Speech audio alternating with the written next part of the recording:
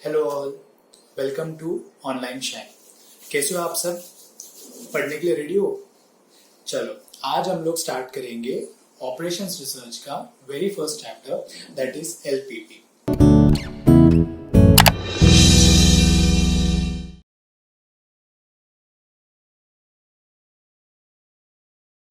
LPP ये नाम कहीं सुना सुना सा लग रहा है। कुछ दिमाग पे जोर डाल सकते हो? चलो ठीक है, मैं खुद बता देता हूँ। एलपीपी ये नाम जो है, it comes from mathematical form, that is linear programming problem.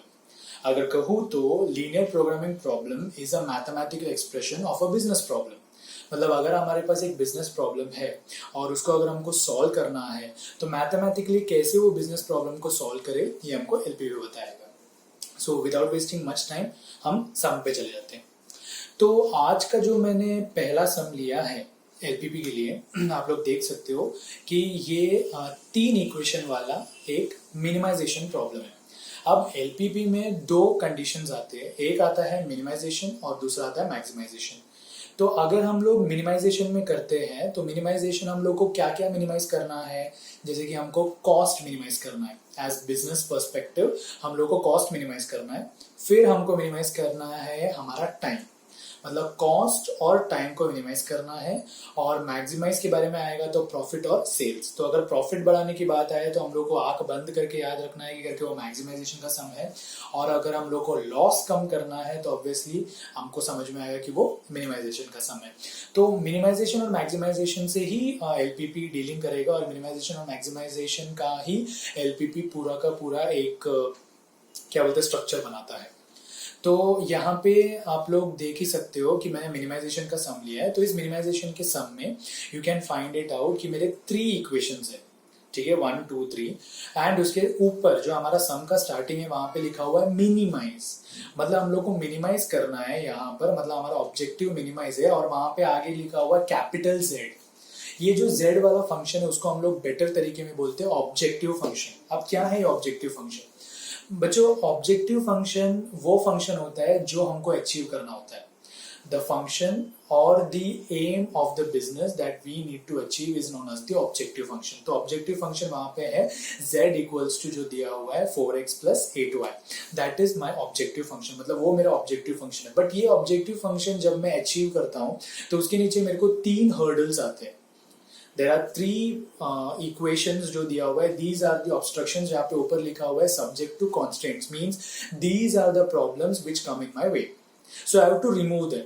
How to remove them? I have to do it mathematically. तो मैथमेटिकली कैसे करना है देखेंगे अभी। अभी उसमें और 2-3 टर्म्स में आपको बता देता हूं, जहां पे आपको दिखेगा x और y 2 वेरिएबल्स दिखेंगे। That is we are having 2 variables x and y। ये दोनों को हम लोग डिसीजन वेरिएबल्स बोलेंगे, we'll call it as decision variables. और उसी के नीचे 3 इक्वेशंस के बाद आप लोग देख सकते हो x greater than 0 and y greater than 0। ये दोनों दिया हुआ है, मतलब x ग्रेटर देन 0 भी दिया हुआ है और y ग्रेटर देन 0 दिया हुआ है। ये दोनों है हमारे नॉन नेगेटिविटी कॉन्स्ट्रेंट्स। अगर नॉन नेगेटिविटी कॉन्स्ट्रेंट्स बोला, इसका मतलब क्या होता है? एक कोऑर्डिनेट प्लेन होता है, दैट इज जब हम लोग कार्टेशियन कोऑर्डिनेट सिस्टम पे जाएंगे तो उसमें हम लोग को पॉजिटिव और नेगेटिव दोनों एक्स एक्सिस मिलता है, जहाँ पे x और y पॉजिटिव होते हैं और x डैश और y डैश दोनों नेगेटिव एक्सिस होते हैं। तो उसमें हम लोग को यहाँ पे जो x और y दोनों ग्रेटर देन और इक्वल टू 0 दिया हुआ है, इसका मतलब x और y दोनों के दोनों हमारे पॉजिटिव प्लेन में आते हैं या पॉजिटिव प्लेन में बैठेंगे। तो इसकी वजह से हम लोग को x एंड y का एक्स्ट्रा कुछ करने की या एक्स्ट्रा नेगेटिव में कुछ करने की जरूरत नहीं है। तो ये हमारा टोटल क्वेश्चन हो गया। तो एक क्वेश्चन में हम लोग को मिनिमाइज दिए हुए ऑब्जेक्टिव फंक्शन, 3 इक्वेशंस दिए हुए जो हमारे कॉन्स्ट्रेंट्स है, और लास्ट में नॉन नेगेटिविटी हमारा एक कंडीशन दिया हुआ है। चलो अभी हम लोग सम सॉल्व करते हैं। अभी एलपीपी का सम सॉल्व करने के लिए आपके पास 5 स्टेप होते हैं। ओके, पहला स्टेप है आपका, that is converting the inequalities to equalities. जैसे आप क्वेश्चन में देख सकते हो कि आपका वहां पे सिंबल दिया हुआ है ग्रेटर देन और इक्वल टू। अभी ग्रेटर देन और इक्वल टू, ये इक्वल टू का साइन नहीं है, means it is either greater than और it may be equal to, we are not confirm yet. So इसकी वजह से वो सिंबल दिया है। तो पहले हमारा स्टेप रहेगा इनइक्वालिटीज को इक्वालिटी में कन्वर्ट करने का। सेकेंड स्टेप जो है that is making the coordinate table. हम उसको टेबल में बनाएंगे, हम हर एक इक्वेशन लेंगे, उसको एक टेबल में रखेंगे और टेबल में बनाएंगे, and will be assuming some values and then will be putting this values and solving the equation. And third step when we come, that is ये जो टेबल जो होगा वो टेबल के वैल्यूज हम लोग को ग्राफ में प्लॉट करना है। तो अगर हमारे पास ग्राफ नहीं है तो नॉर्मल एक पेपर में फिलहाल जनरली भी यूज इट, बट अगर देखा जाए हम लोग को ग्राफ में ही सॉल्व करना होता है। तो ग्राफ में प्लॉट करके पॉइंट्स को then we have to convert it into a possible solution. Step number 4 क्या है, जो ग्राफ में हम लोगों ने सॉल्व किया उसका एक सॉल्यूशन निकलता है या फिजिबल रीजन निकलता है, वो फिजिबल रीजन को एनालाइज करना है। And step number 5 is optimal solution, मतलब जो फिजिबल रीजन हम लोग को आए उसके कुछ पॉइंट्स हम लोग लेंगे और उस पॉइंट्स में से हम लोग का जो आंसर है वो कैलकुलेट करेंगे and one point amongst them will be our answer. So let's get started now. So coming to the very first step जैसे मैंने आप लोग को बोला, that is converting the inequalities into equalities. So inequalities को equalities में convert करने के लिए हम लोगों ने क्या किया है, यहाँ पर मैंने जैसे आप लोग देख सकते हो, मैंने पहला जो मिनिमाइज z है उसको मैंने कर दिया z min करके वहां मैंने जो हमारा 4x + 8y जो हमारा ऑब्जेक्टिव फंक्शन है उसको एज इट इज कॉपी कर दिया, उसमें कोई चेंज नहीं किया। देन हमारे पास 3 इक्वेशंस है, 4x + y = 18, उसके बाद x + 4y = 12 and 2x + y = 10। ये हमारे 3 इक्वेशंस है। तो मैंने अभी क्या किया, वो ग्रेटर देन और इक्वल टू का जो साइन है उसको हटा के मैंने तीनों को इक्वल टू दे दिया। तो इक्वल टू 3 बार डालने के बाद उनको इक्वेशन नंबर 1 2 3 डाल के मैंने वहां पे खत्म किया। And coming to the non negativity constraints, x > 0 and y > 0 उसको मैंने एज इट इज रख दिया कि वहां पे हम लोगों को कोई चेंजेस करने की जरूरत नहीं है। ओके जैसे ये हो गया, उसके बाद नेक्स्ट जो स्टेप है that is step number 2, making the coordinate table. अभी हमको क्या करना है, हमको कोऑर्डिनेट टेबल बनाना है। तो हमको कोऑर्डिनेट टेबल बनाने के लिए हमने क्या करना है, हमने पहला इक्वेशन सो हमारा जो फर्स्ट इक्वेशन है दैट इज 6x + y = 18। तो हम लोग पहला इक्वेशन कंसिडर करेंगे, तो हम लोग को एक कोऑर्डिनेट टेबल बनाना है। तो एक कोऑर्डिनेट टेबल 3 कॉलम और 3 रो का 3x3 का एक टेबल बनेगा। सो हमारा पहला जो रो रहेगा दैट विल बी x, दूसरा जो रो रहेगा जो दैट विल बी y जो हमारे वेरिएबल्स रहेंगे, और तीसरा जो रो रहेगा that will be x, y। तो अभी हम जो एलपीपी सॉल्व करेंगे विल मेक इट द मतलब जितना हो सकता है will make it more simpler. तो हम क्या करेंगे, उसको will be making it a value, will be giving it a value जो हम लोग का वहां पे सेट होगा। तो मैंने क्या किया है, what I have done is I have taken 0 alternate 0। ठीक है, पहले आप लोग देख सकते हो कि पहला रो में x के सामने मैंने 0 डाला है और दूसरा रो में दैट इज सेकेंड रो उसमें मैंने क्या किया है, y का एक बॉक्स छोड़कर फिर मैंने 0 डाला है। मतलब एक कॉलम में और एक रो में एक इंडिविजुअल 0 आता है। ओके तो अभी यहाँ पर मैंने स्लैंटिंग वे में 0 डाला। अभी y 0, when we put 0 it makes the calculation more easier because anything multiplied by 0 is 0। तो अभी हम लोग क्या करेंगे, हमारा जो इक्वेशन है 6x + y = 18 उसमें हम लोग 0 डाल देंगे। तो पहला जो हमारे column, we write this table coordinate table हम लोग कॉलम वाइज करते हैं। तो कॉलम वाइज अगर हम लोग करते हैं तो हम लोग अगर पहले कॉलम के हिसाब से देखेंगे तो x का वैल्यू हम लोग को 0 डालना है। तो 6x + y = 18 में अगर x का वैल्यू मैंने 0 डाल दिया तो that will be 6 × 0 plus y = 18। So anything into 0 is 0 plus y = 18। So y का वैल्यू डायरेक्ट 18 मिला। So y के जगह पे डायरेक्टली y के एडजेसेंट में मेरे को 18 लिखना है। So मेरा पहला कॉलम का वैल्यू आ गया 0, 18। Coming to second column, again उसमें y का वैल्यू 0 डालना है। तो 6x + 0 = 18। सो ऑब्वियसली वहां पर 6x = 18 and x = 18 divide by 6 that will be giving the answer 3। तो आंसर आएगा 3, 0 that is coming into the second column. तो ऐसा मेरा पहला इक्वेशन का कोऑर्डिनेट टेबल हो गया।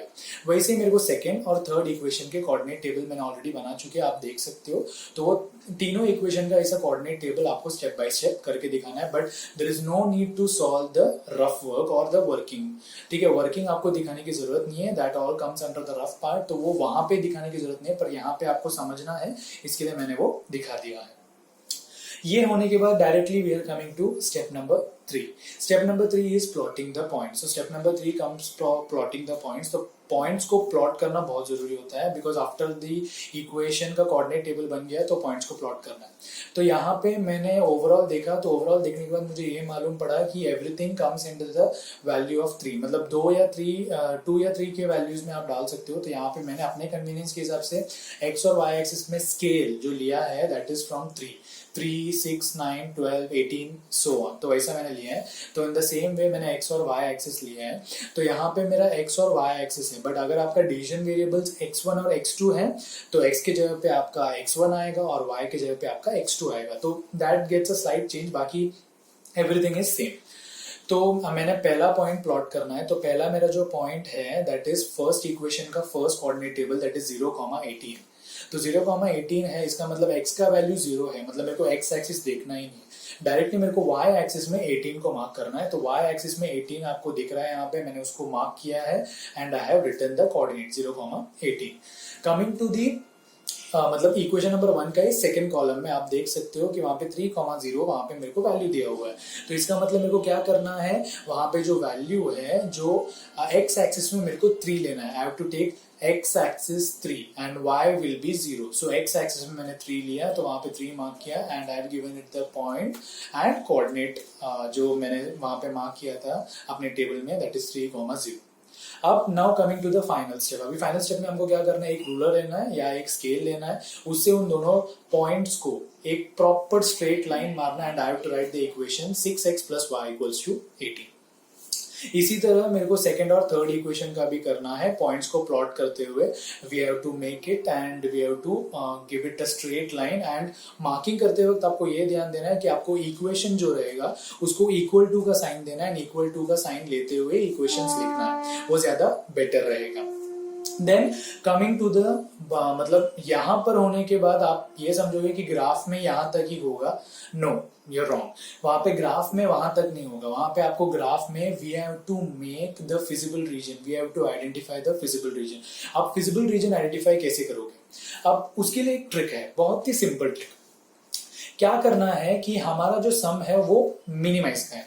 मिनिमाइज का sum that is always greater than और इक्वल टू। तो ग्रेटर देन और इक्वल टू का साइन कैसे होता है, आपको दिखता है, मालूम है, ओके। सो ग्रेटर देन और इक्वल टू का साइन वहां पे रहता है, तो उसका जो पॉइंट रहता है उसका पॉइंट होता है बाहर की तरफ, ठीक है। It will be giving the जो एपेक्स रहता है that will be towards the outside.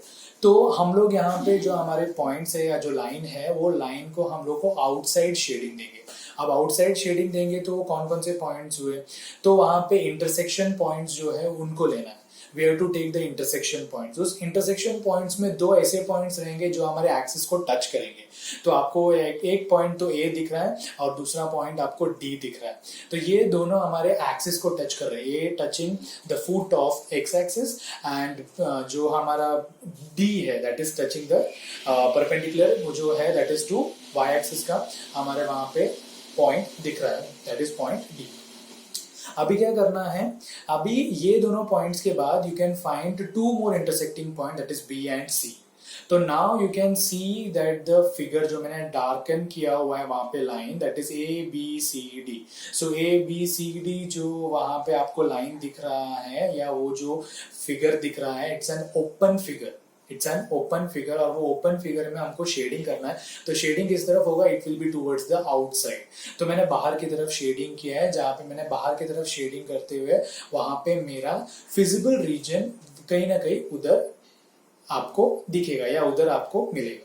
Coming to step number 4 that is the feasible region. तो उसका हम लोग को एनालिसिस करना है। तो फिजिबल रीजन के एनालिसिस करने के लिए हम लोग को एक ओपन फिगर दिया हुआ है जिसके 4 कॉर्नर पॉइंट्स है that is A B C D. इसमें से ए और डी के कोऑर्डिनेट्स हमको मालूम है, वो तो हम लोगों ने मार्क करके रख भी दिया है, वहां पे आपको सामने फिगर में दिख भी रहा है। But what about B and C? अब बी एंड सी को हम लोग को अगर कोऑर्डिनेट्स फाइंड आउट करना है तो बी को हम लोग को सेपरेटली सॉल्व करना पड़ेगा एंड सी को हमको सेपरेटली सॉल्व करना पड़ेगा। तो अगर हम बी को सेपरेटली सॉल्व करते हैं तो बी का इंटरसेक्शन हमको देखना है।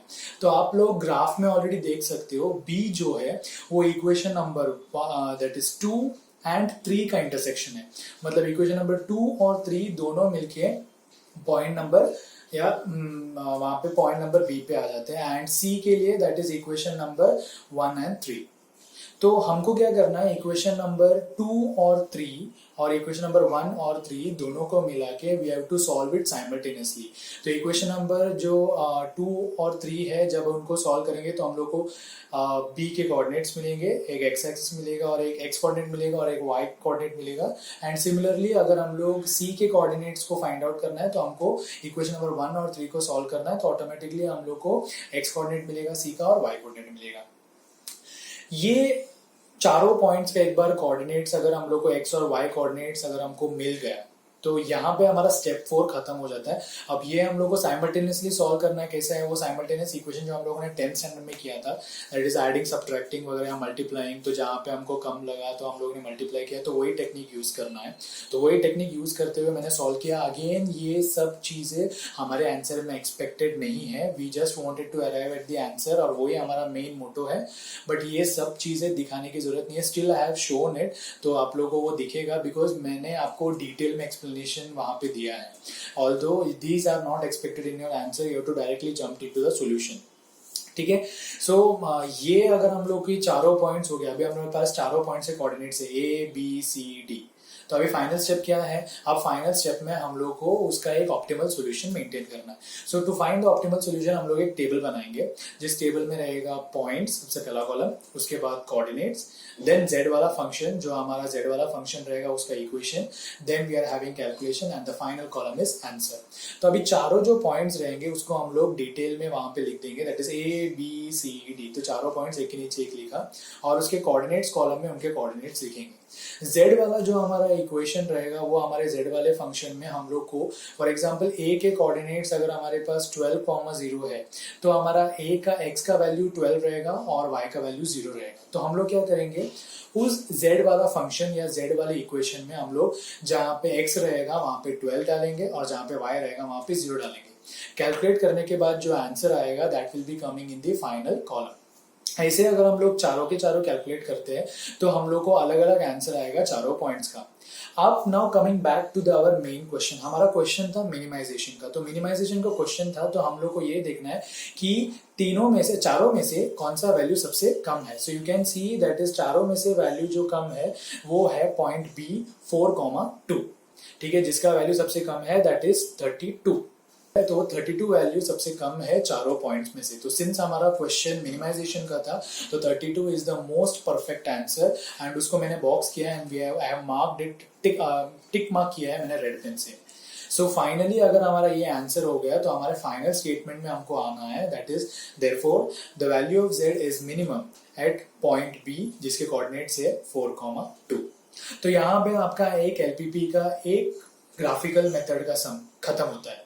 तो ये जो है 5 स्टेप्स में किया, दैट इज 5 स्टेप कौन कौन सा? पहला converting the inequalities into equalities, दूसरा मेकिंग द कोऑर्डिनेट टेबल, तीसरा प्लॉटिंग द पॉइंट्स, चौथा फिजिबल रीजन और analysis of the feasible reason and पांचवा ऑप्टिमल सॉल्यूशन। ऐसे 5 स्टेप्स में अगर आपका एलपीपी होता है systematically, you arrive at a particular answer और वो एक सिंगल पॉइंट आपका फाइनल सॉल्यूशन हो जाता है। सो आई होप आप लोग सबको समझ में आया।